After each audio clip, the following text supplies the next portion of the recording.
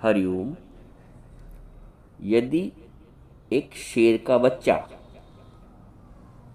बकरियों के साथ पल बढ़ जाता है और भ्रमवश वो अपने आप को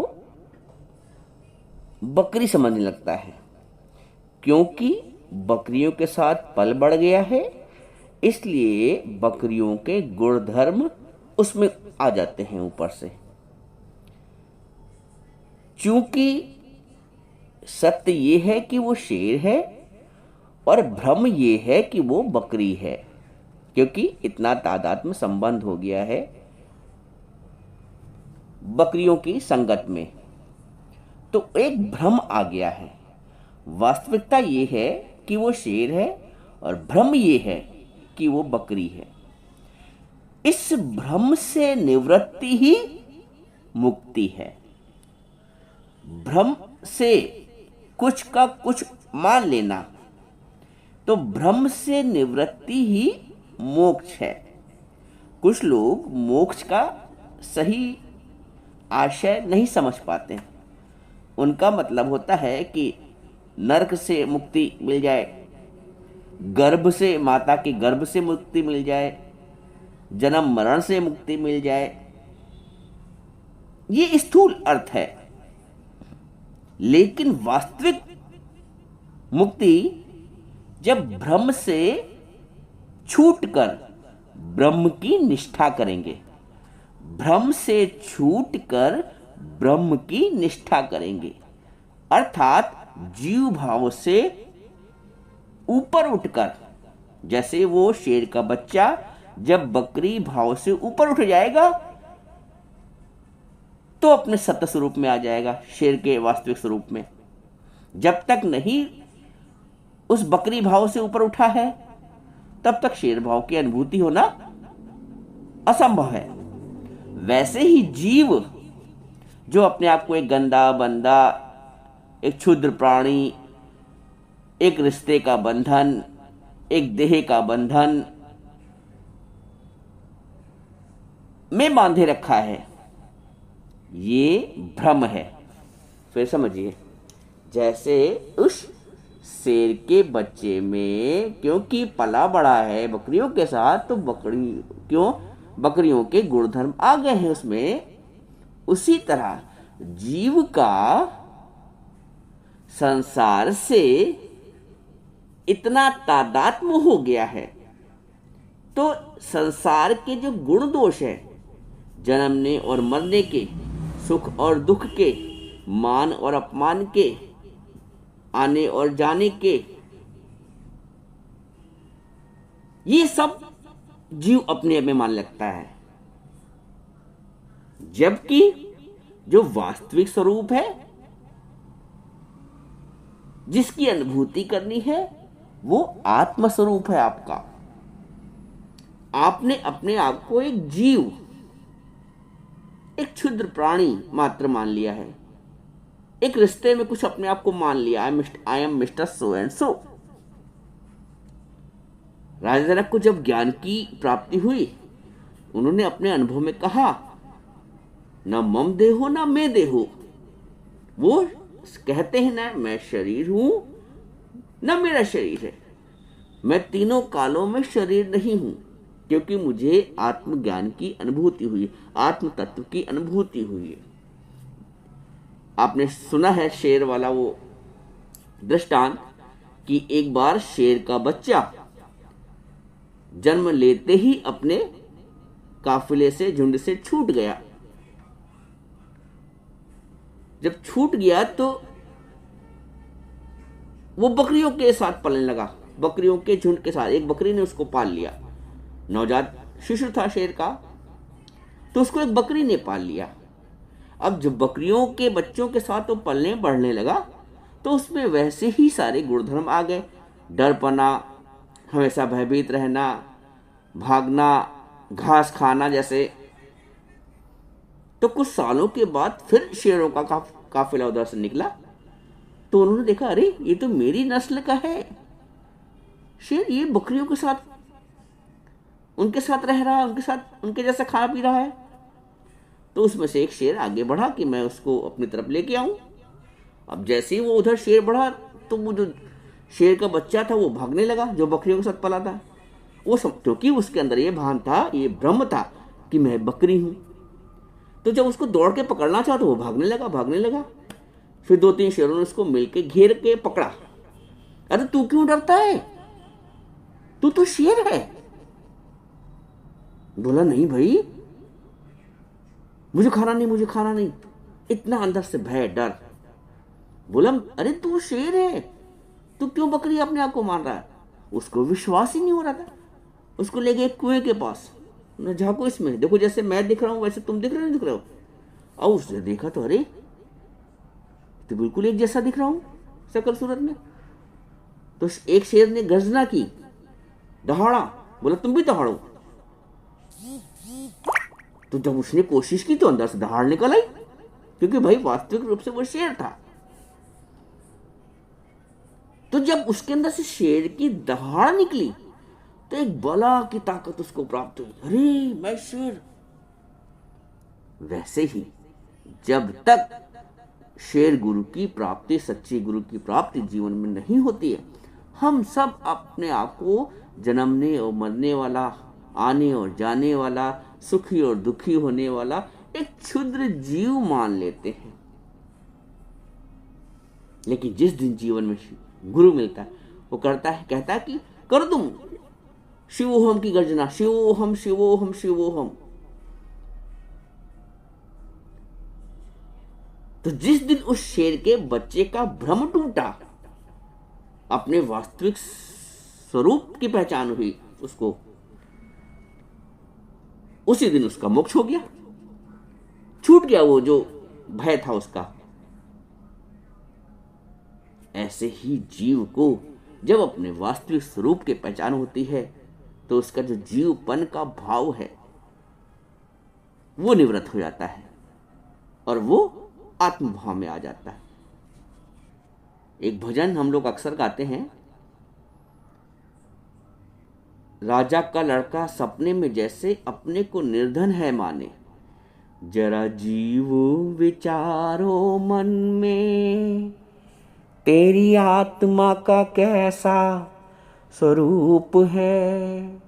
ये देह नहीं है तेरी आत्मा, तू तो सतचित आनंद रूप है। जरा जीव विचारो मन में, तेरी आत्मा का कैसा स्वरूप है। ये देह नहीं है तेरी आत्मा, तू तो सतचित आनंद रूप है। राजा का लड़का सपने में जैसे अपने को निर्धन है माने, राजेश्वर तुम मोह निशा में अपने को निर्बल है माने, तू तो साक्षी चेतन ब्रह्म रूप है। तू तो आदि अमर ब्रह्म रूप है।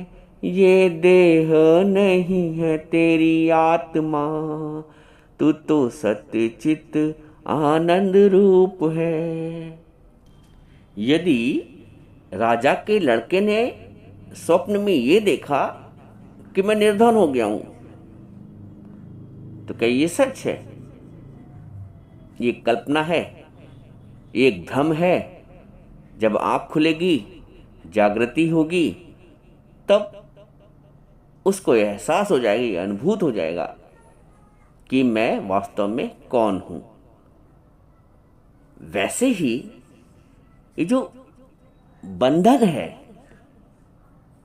ये माना हुआ है। जैसे उस शेर के बच्चे ने अपने आप को बकरी मान लिया था, जैसे राजा के लड़के ने अपने आप को निर्धन मान लिया था। तो बंध जो है, ये बंधन है, ये भी माना हुआ है। और मोक्ष की अपनी शाश्वत सत्ता है। स्वरूप देखो, अंधकार कुछ नहीं है। सूर्य के प्रकाशित होते ही, लैंटेन के जलते ही प्रकाश हो जाता है। अंधकार की सत्ता तब तक है, अंधकार अपने आप में कुछ नहीं है, एब्सेंस ऑफ लाइट, प्रकाश का अभाव ही अंधकार है। अंधकार कुछ है नहीं, जैसे ही प्रकाश हो, तो जो अज्ञान है इसकी अपनी कोई हस्ती नहीं है। जैसे ही ज्ञान प्राप्त होता है अज्ञान समाप्त हो जाता है। बोलते ज्ञान अंजन गुरु दिया, अज्ञान अंधेर विनाश। तो वैसे ही बंधन भी माना हुआ है। जो मूल स्वरूप है वो मुक्त स्वरूप है, वो आनंद स्वरूप है। बंधन माना हुआ है। इसको एक दृष्टांत से समझते हैं कि एक बार एक सौदागर व्यापारी 100 ऊंटों का काफिला लेकर जा रहा था और चलते चलते उसको शाम हो गई, अंधकार हो गया। अब उसके साथ में 100 ऊंट और जंगल और अंधेरा। सोच रहा था किसी की सहायता मिल जाए तो रात सही से गुजार दी जाए। विचार ही कर रहा था, उसके सामने दिखा कि दूर पे एक प्रकाश है, कहीं दीपक जल रहा है। वो गया उस प्रकाश के पास जहां प्रकाश जला, तो एक झोपड़ी थी। राजा, वो व्यापारी अंदर गया, देखा वहां एक संत बैठे हैं ध्यान में। संत को उसने प्रणाम किया और बोला, संत जी मैं एक मुसाफिर हूँ, व्यापारी हूँ, रास्ते में रास्ता भी भटक गया हूँ और अंधकार भी हो गया है। संत ने कहा कोई बात नहीं, रुक जाओ यहाँ पे, विश्राम कर लो, सुबह चले जाना। बोला संत जी एक समस्या भी है। संत ने कहा क्या समस्या है? बोलो मेरे पास 100 ऊँटों का काफिला भी है, मेरे साथ 100 ऊँट भी हैं मैं, और यदि मैं सो गया यहाँ पे तो ऊँट इधर उधर हो जाएंगे। संत ने कहा अच्छा। संत ने उसको एक 1.5 फीट की एक रस्सी का टुकड़ा दे दिया, उसके पास पड़ा था, कि जाओ बांध दो। बोला संत जी मेरे पास 100 ऊँट हैं, इस छोटी से 1 फीट की रस्सी से कहाँ बंधेगा? संत ने कहा ठीक है, उसकी भी युक्ति है। देखो गुरु के पास रमज है, युक्ति है, वो तभी होता है, वो युक्ति के हम योग्य तभी बनते हैं गुरु से रमज लेने के, जब हम समर्पण भाव में होते हैं। तो गुरु ने कहा उसकी भी युक्ति है। गुरु ने कहा जाओ आगे वाले ऊँट को ऐसे ही बांध देना, ऐसे आगे से रस्सी से, आगे वाले 1-2 ऊँट को बांध देना 1-2 मीटर की रस्सी से, और पीछे वालों को झूठ मूठ ऐसे ही हाथ फिरा देना उनके पैरों पे। सबको लाइन से खड़ा कर देना और आगे वालों को बांध देना, और बाकी आगे वालों को सच्ची बांध देना और पीछे वालों को ऐसे झूठ मूठ हाथ फेर देना उनके पैरों में कि बांधा जा रहा है। उसने वैसे ही किया, आगे वाले 1-2 ऊँटों को बांध दिया रस्सी से, और पीछे वालों को झूठ मूठ ऐसे ही उसने हाथ फेर दिया उनके पैरों पे कि जैसे बंधन बांधा जा रहा है, और आराम से सो गया। सुबह देखा कि ऊँट वैसे ही कि वैसे ही खड़े अपनी जगह पे।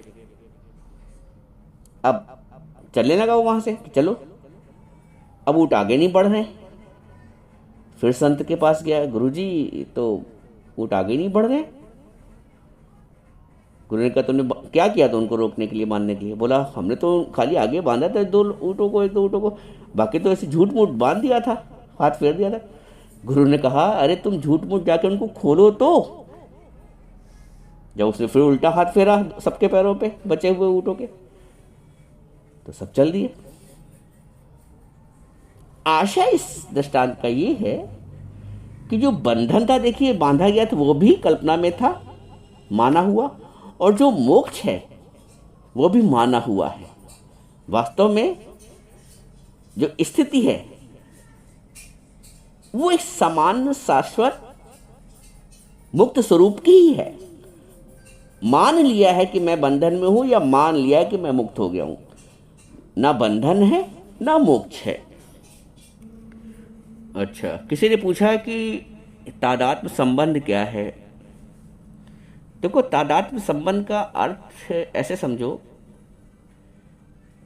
जैसे अष्टावक्र गीता में बताया गया है कि एक लोहे का गोला है भारी सा पिंड, और उसको आग में डाल दिया गया, तप गया वो। तो ये कहा जाता है कि उस अग्नि और उस लोहे के पिंड का, लौह पिंड का तादात्म्य हो गया। कैसे तादात्म्य हो गया है कि जो अग्नि का निराकार गुण है वो एक, अब अग्नि कैसे दिख रही है? गोले के रूप में दिख रही है, और गोला जिसका एक आकार है वो एक अग्नि के रूप में दिख रहा, तप रहा है।